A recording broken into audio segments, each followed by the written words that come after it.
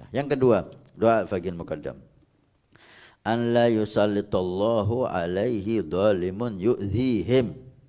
Fagil Muqaddam minta untuk anak cucunya Allah menyelamatkan mereka dari kejahatan orang zalim. Dari kejahatan orang zalim. Diselamatkan mereka dari kejahatan orang-orang zalim. Ditanya Habib terus, Habib, apa artinya ini?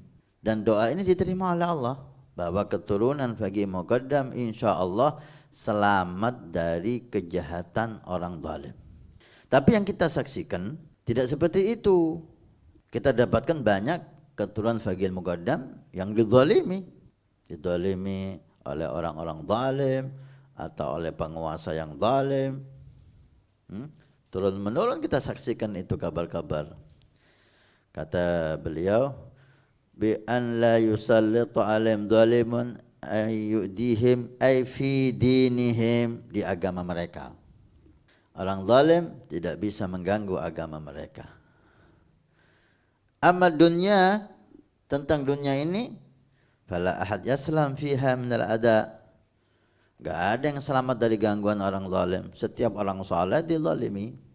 Itu keturunan Fagih Muqaddam, itu bukan keturunan Fagih Muqaddam. Kita dapatkan lihat Imam Hasan dizalimi. Mulai daripada Rasul sallallahu alaihi wasallam tidak lepas dari gangguan orang-orang jelek itu, fitnahan dan seterusnya, orang munafikin. Setelah itu Sayyidina Abu Bakar juga tidak lepas. Sayyidina Umar apalagi ditusuk oleh orang jelek. Sayyidina Uthman dibunuh. Sayyidina Ali dikapak kepalanya. Sayyidina Hasan diracun. Sayyidina Husain dipenggal. Sayyidina Ali, Imam Ali Zainal Abidin dicaci maki, dizalimi habis. Terus sampai kepada Sadatina berapa banyak yang dipenjara oleh penguasa yang zalim, yang disiksa oleh penguasa yang zalim. Kata beliau, kalau urusan dunia gak ada orang soleh yang selamat dari gangguan orang zalim. Dan ini sunnatullah, setiap nabi itu ada Fir'aunnya. Dan setiap orang soleh ada orang zalimnya. Semakin besar hebatnya Nabi itu, maka semakin besar Fir'aunnya. Dan Nabi SAW mengatakan, Fir'auni asyaddu min Fir'aun Musa. Fir'aunku lebih besar, lebih jahat dari Fir'aunnya Nabi Musa. Kenapa? Karena Nabi lebih hebat dari Nabi Musa. Maka Fir'aunnya, orang zalimnya lebih jahat daripada orang zalimnya Nabi Musa. Amma dunya mahad yaslam, tidak ada yang selamat. Tapi jaminan doa dari Fagih Muqaddam untuk anak cucunya, agama mereka, akidah mereka, orang zalim enggak bisa merubah.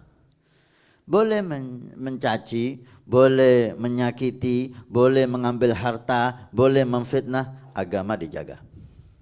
Maka kita dapatkan, Masya Allah, Sadatana Al-Ba'alawi, keturunan Fagih Muqaddam, walaupun orang zalim itu berbuat apapun, tapi kita lihat ajaran mereka tetap suci.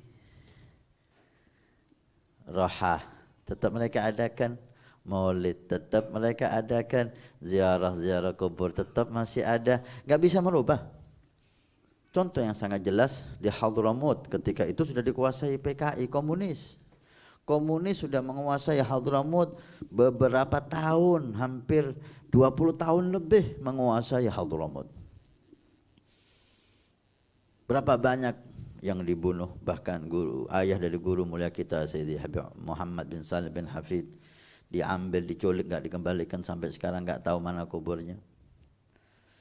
Berapa banyak ulama yang dibunuh, yang dizalimi, yang dihajar, yang tapi agama enggak bisa mereka masuk ke agama. Enggak bisa mereka merubah akidah.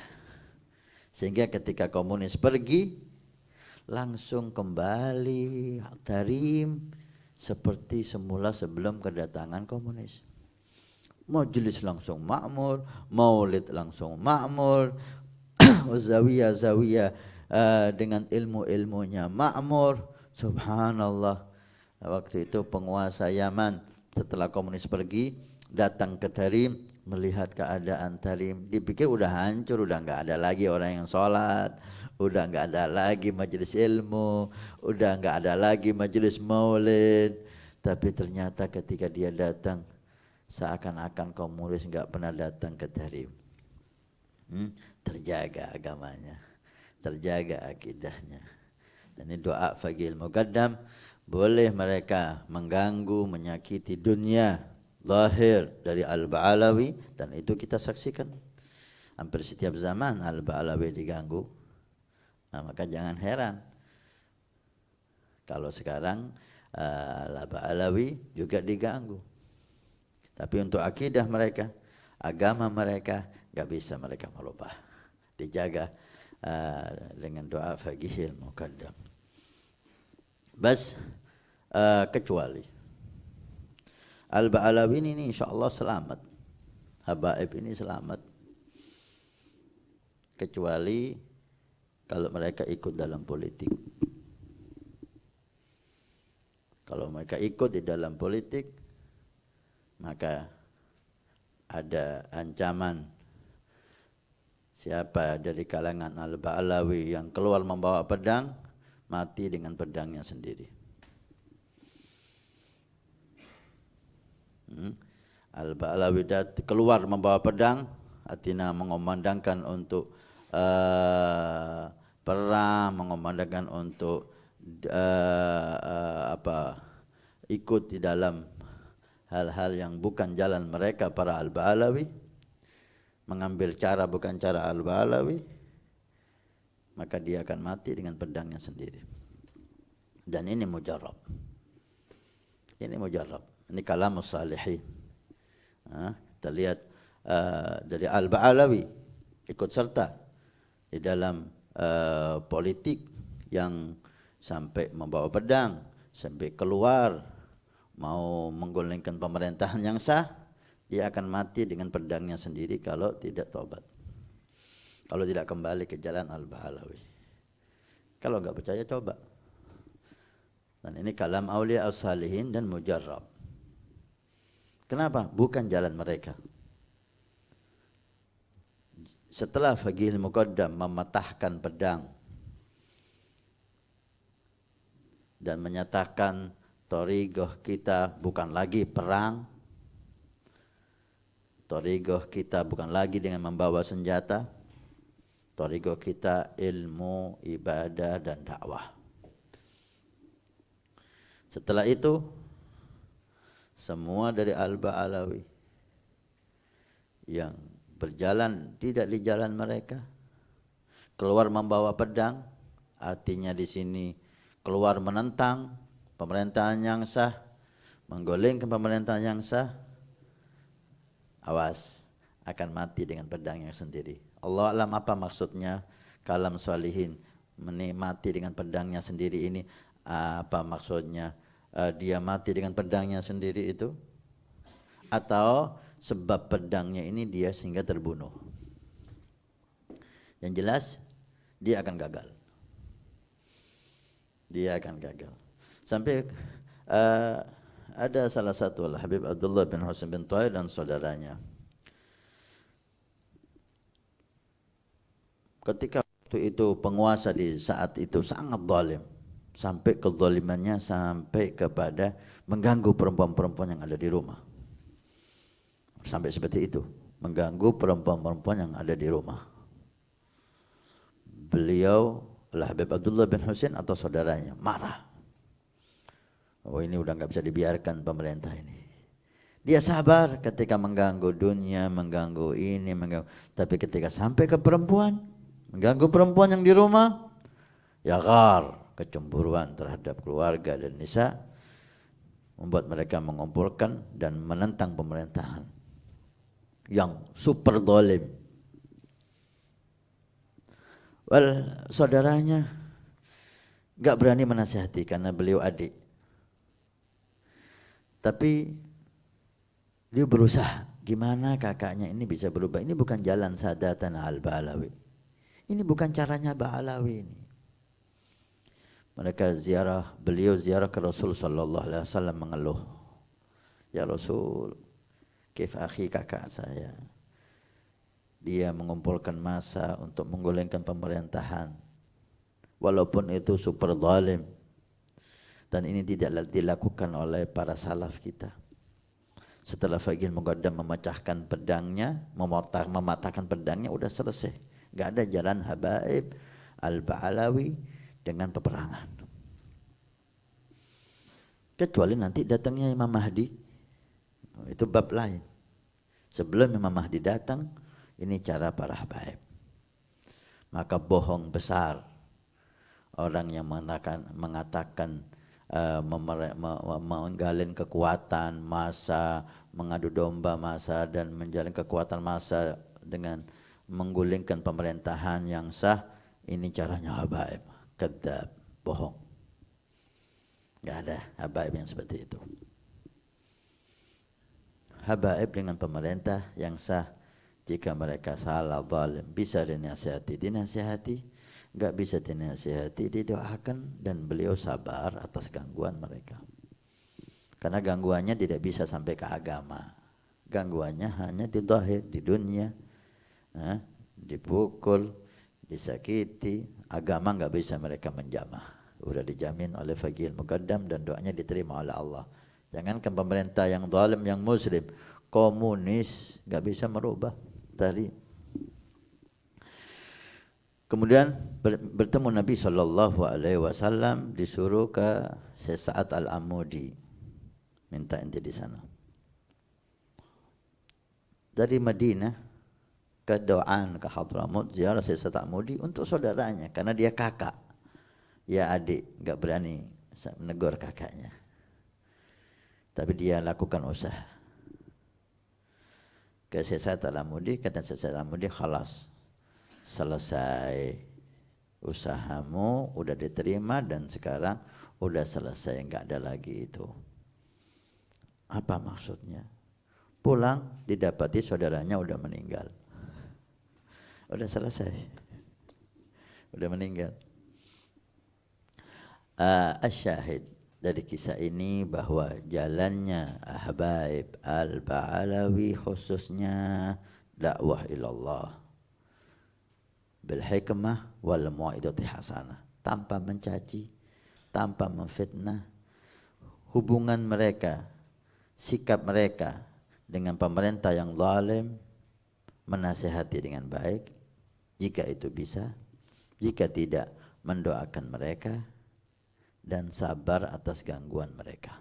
Ini cara yang kita dapati dari para habaib kita mayoritas. Tidak ada mereka yang menggaling kekuatan untuk menggulingkan pemerintah. Karena ini banyak ditunggangi orang-orang yang berkepentingan. Wal habaib enggak ada kepentingan di pemerintah kecuali kebaikan umat, dan pemerintah termasuk umat Nabi SAW yang perlu kita perbaiki. Kemarin dikatakan oleh Habib Ali Jufri, diceritakan ketika Presiden Yaman berkunjung ke Darul Mustafa.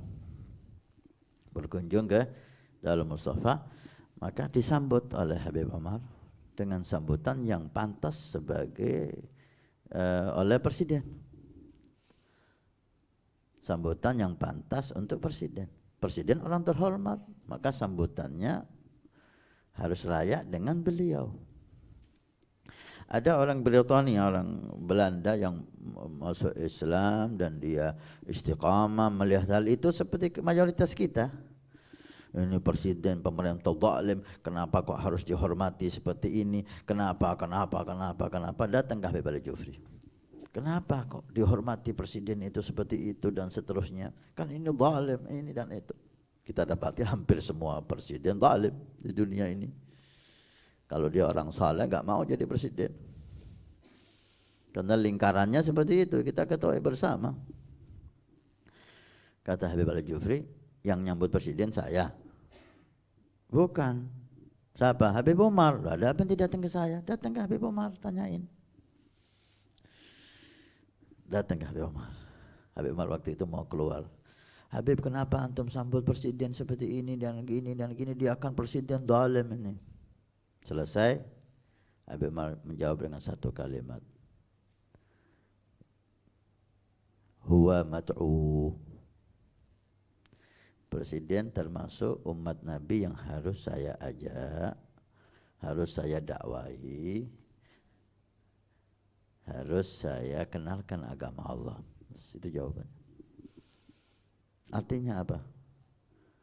Bagaimana cara mengajak seseorang jika tidak dihormati orang tersebut? Kita tahu manhaj pertama untuk dakwah itu taklif. Bagaimana ada cinta dari orang yang kita ajak kepada kita. Kita tanamkan mahabbah, cinta dari orang yang kita ajak kepada kita. Tertarik dulu dengan kita, baru tertarik dengan ajaran yang kita tawarkan kepada dia. Seperti hanya sahabat Nabi SAW, mereka enggak kenal Islam, tapi mereka kenal yang membawa Islam, Rasulullah Muhammad. Mereka tertarik dengan akhlaknya Nabi. Bagaimana Nabi menghormati orang kafir, mendatangi mereka, memuji kebaikan mereka. Kita dapatkan Nabi memuji Hatim al-Asam, Hatim, Karam Hatim. Orang kafir dipuji oleh Nabi SAW karena kedermawanannya. Saya tugasnya mengajak, dan ini cara saya untuk mengajak presiden. Kalau presiden datang enggak dihormati, apakah dia mau dinasihatin? Dia akan pergi dan marah. Karena mereka orang yang terhormat. Bukan karena ingin pemberiannya sama sekali. Enggak pernah Habib Umar minta apapun dari mereka. Bukan karena takut. Awliyaillah la khaufun alaihim wa lahum sanum. Tapi karena pandangan kita ini sempit ya. Semangat ghirah kepada agama besar ditunggangi nafsu, ditunggangi syaitan. Jadi inilah adanya. Hubungan kita dengan pemerintah, menasihati jika bisa, jika tidak bisa mendoakan mereka dan sabar atas gangguan mereka. Atau kalau ada cara al-Ba'alawi yang menyimpang dari cara ini, kehancuran yang akan mereka dapat. Kalau sampai bawa pedang, mati dengan pedangnya sendiri. Ini bukan hal yang terpuji, bukan caranya para habaib. Bahkan mereka yang mengambil cara itu, ketika ditanya, apakah ini cara al-Ba'alawi? Mereka mengatakan, bukan, saya ambil ini dari kitab dan sunnah. Pemahaman mereka sendiri tentang kitab dan sunnah. Pemahaman bisa salah, tapi thariqah al-Ba'alawi yang dikawal oleh ribuan, puluhan ribu, ratusan ribu awliya as-salihin, wa insyaallah selamat daripada kesalahan. Ini doa Faqih Muqaddam kepada anak cucunya. Agamanya tidak bisa diganggu oleh orang zalim manapun. Agamanya. Nabi bersabda, "Man bana masjidan banallahu baitan fil jannah." Siapa yang ikut membangun masjid, maka Allah akan membangunkan rumah di surga. Pondok Pesantren Nurul Iman akan membangun masjid 2 lantai plus aula. Maka kami mengajak untuk kita dan Anda mendapatkan rumah di surga. Kami membutuhkan 2.000 orang, per orang 100.000 per bulan selama 1 tahun. Silahkan Anda daftarkan diri Anda atau almarhum dari orang tua keluarga Anda yang sudah meninggal, atau Anda niatkan untuk putra Anda supaya menjadi putra yang saleh salehah. InsyaAllah dengan masjid di Pondok Pesantren Nurul Iman yang insyaAllah makmur dengan solat, qiyamul lail, zikir, majlis taklim, belajar agama Allah. Setiap kalimat, setiap bismillah, setiap ilmu Anda dapat pahala. Setiap rakaat Anda dapat pahala. Hani'an lana wa hani'an lakum kalau kita punya rumah di surga Allah. Mudah-mudahan Allah mencatat kita sebagai hamba yang punya rumah di surga.